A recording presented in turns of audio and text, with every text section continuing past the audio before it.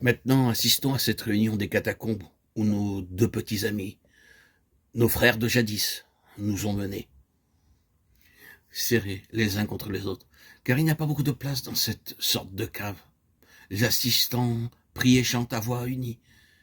Des phrases que vous connaissez tous montent à leurs lèvres. Je crois en Dieu le Père Tout-Puissant, Créateur du ciel et de la terre, ou encore notre Père qui est aux cieux, que votre règne arrive. Un d'entre eux, un sage vieillard, prend un pain, le bénit, l'élève vers la voûte en prononçant lentement quelques paroles, et ensuite en donne un morceau à tous les membres de l'assemblée. Puis un homme se lève et chacun garde un profond silence. De qui vous parlerai-je, s'écrie-t-il, mes chers amis, sinon de lui, rien que de lui. Je suis Marc, moi qui me trouve devant vous, bien indigne de donner témoignage sur le divin maître. J'étais encore un petit jeune homme quand il vivait. J'ai ensuite travaillé aux côtés de Pierre, le chef de ses disciples. Ce que je sais, ce que je vais vous dire, c'est de lui et des autres compagnons de sa vie que je l'ai appris. Et de qui donc vous rapporterai-je les merveilles et l'exemple de qui vous répéterai-je les paroles?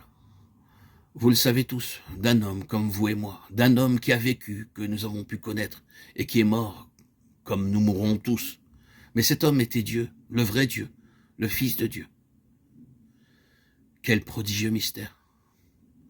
Dieu le Tout-Puissant, celui de qui dépendent toutes les choses de ce monde, et pas seulement sur notre terre, mais aussi loin que vous pouvez apercevoir des étoiles dans les cieux, a voulu que son Fils, autant dire lui-même, prit un corps semblable au nôtre, et qu'il vint habiter parmi nous.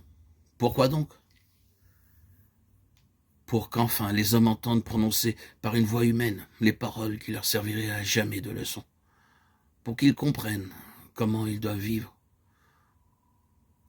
pour qu'ils sachent qu'ils ont, par-dessus tout, à s'aimer les uns les autres. Cet homme-Dieu, ce messager de la bonne nouvelle, vous connaissez son nom. Alors, en une seule voix, un grand cri jaillit de l'assistance. Jésus. Ainsi va continuer la réunion, et vous imaginez avec quelle passion les deux enfants écoutent. Jésus, oui, c'est de lui que déjà leur maman leur parlait au moment où ils commençaient à peine à comprendre. Jésus qu'on appelle encore le Christ, d'un mot grec Christos, qui veut dire le consacré par Dieu. C'est de là qu'est venu le nom de chrétien dont on les désigne. Jésus, dont ils savent qu'il est le seul modèle. Jésus dont la vie est pleine de faits merveilleux et dont les lèvres n'ont jamais prononcé que de saintes et consolantes paroles. Ils écoutent Marc leur parler de lui. En ce temps-là, Jésus était avec ses disciples sur le lac de son pays. Soudain, il s'éleva un tourbillon de vent impétueux qui pressait les flots contre la barque, de sorte que déjà, elle s'emplissait d'eau. Jésus cependant était à l'arrière, dormant sur un coussin. Les disciples le réveillèrent. « Maître, sauvez-nous, nous périssons. » Alors Jésus se levant, commanda au vent. « Tais-toi, et à l'eau, calme-toi. » Et le vent s'apaisa. Il se fit un grand calme, et les disciples se disaient l'un à l'autre, « Qui donc est celui à qui le vent et les flots obéissent ?» Des récits de ce genre, il y en avait ainsi des centaines qu'on ne se laissait jamais d'écouter. Et ce qui était beau, ce qui était émouvant, ce n'était pas seulement les récits de la vie de Jésus, c'était aussi ses propres paroles. Aimez-vous les uns les autres, pardonnez à votre ennemi, ne rendez jamais le mal pour le mal, mais faites du bien quiconque vous a offensé. Ces préceptes et maintes autres, Jésus les avait formulés en de petites phrases toutes simples, inoubliables. Quand on entendait parler de lui, un étrange phénomène semblait se produire dans le cœur de chacun. On se sentait plus généreux, plus pur. On devenait meilleur.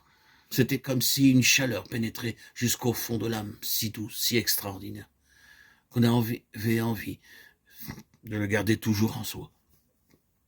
Et c'est pourquoi, dans la nuit, en revenant de la réunion secrète, en regagnant leur maison, où ils espèrent tant revoir leurs parents, que se disent-ils l'un à l'autre, les deux enfants chrétiens? N'aurons-nous pas un livre bientôt où toutes ces choses si belles seraient écrites, un livre que nous posséderions bien à nous, que nous pourrions relire lorsque nous en aurions envie? Ce livre, il faut qu'il raconte tous les épisodes merveilleux de la vie de Jésus, et aussi qu'il rapporte toutes les paroles qu'il a dites. Les gens qui ont eu le bonheur de le connaître devraient bien mettre tout cela sur des tablettes. Quel beau livre ce serait là.